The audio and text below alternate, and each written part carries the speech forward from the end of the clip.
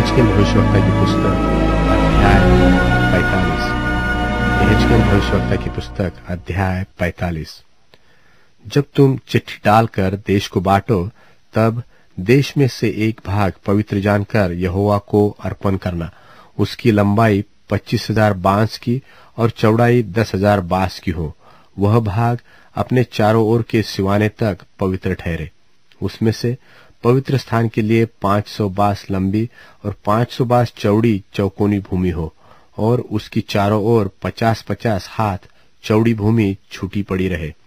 उस पवित्र भाग में तुम 25,000 बांस लंबी और 10,000 बांस चौड़ी भूमि को मापना, और उसी में पवित्र स्थान बनाना, जो परम पवित्र ठहरे। जो याजक पवित्र स्थान की सेवा टहल करे और यहोवा की सेवा टहल करने को समीप आए, वह उन्हीं के लिए हो। वहां उनके घरों के लिए स्थान हो और पवित्र स्थान के लिए पवित्र ठहरे।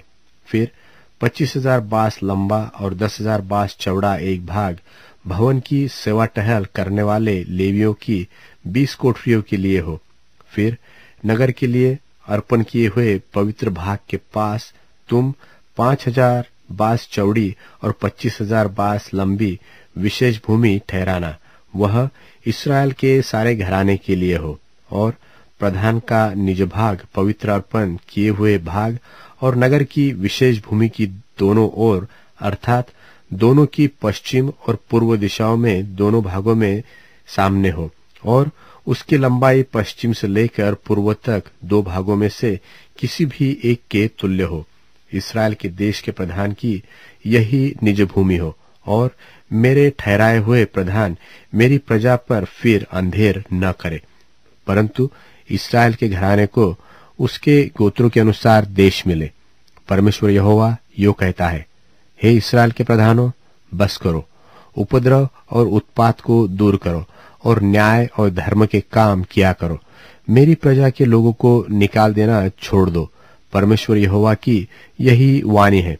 तुम्हारे पास सज्जा तराजू, सज्जा एपा और सज्जा बत रहे। एपा और बत दोनों एक ही नाप के हो, अर्थात दोनों में होमेर का 10वां अंश समाये। दोनों की नाप होमेर के हिसाब से हो, और शेकेल 20 गेरा का हो, और तुम्हारा माना 20, 25 या 15 शेकेल का हो। तुम्हारी उठाई हुई भेंट यह हो, अर्थात गेहूं के होमेर से एपा का 6वां अंश, और जव के होमेर में से एपा का 6वां अंश देना। और तेल का नियत अंश कोर में से बत का 10वां अंश हो। कोर तो 10 बत अर्थात 1 होमेर के तुल्य है, क्योंकि होमेर 10 बत का होता है। और इस्राएल की उत्तम उत्तम चराइयों में से 200 भेड़ बकरियों में से एक भेड़ व बकरी दे दी जाए। वे सब वस्तुएं अन्न बलि, होम बलि और मेल बलि के लिए दी जाए, जिससे उनके लिए प्रायश्चित किया जाए।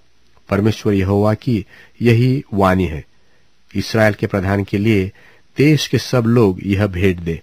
पर्वों, नए चांद के दिनों, विश्राम दिनों और इस्राएल के घराने के सब नियत समयों में होम बलि, अन्न बलि और अर्घ देना प्रधान ही का काम हो।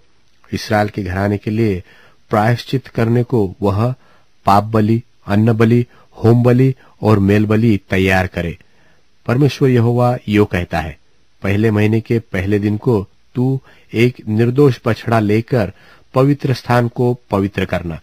इस पाप बलि के लोहू में से याजक कुछ लेकर भवन के चौखट के खंभों और वेदी की कुर्सी के चारों कोनों और भीतरी आंगन के फाटक के खंभों पर लगाए। फिर महीने के 7वें दिन को सब भूल में पड़े हुए और भोलों के लिए भी यो ही करना। इसी प्रकार से भवन के लिए प्रायश्चित करना। पहले महीने के 14वें दिन को तुम्हारा फसह हुआ करे। वह 7 दिन का पर्व हो, और उसमें अखमीरी रोटी खाई जाए।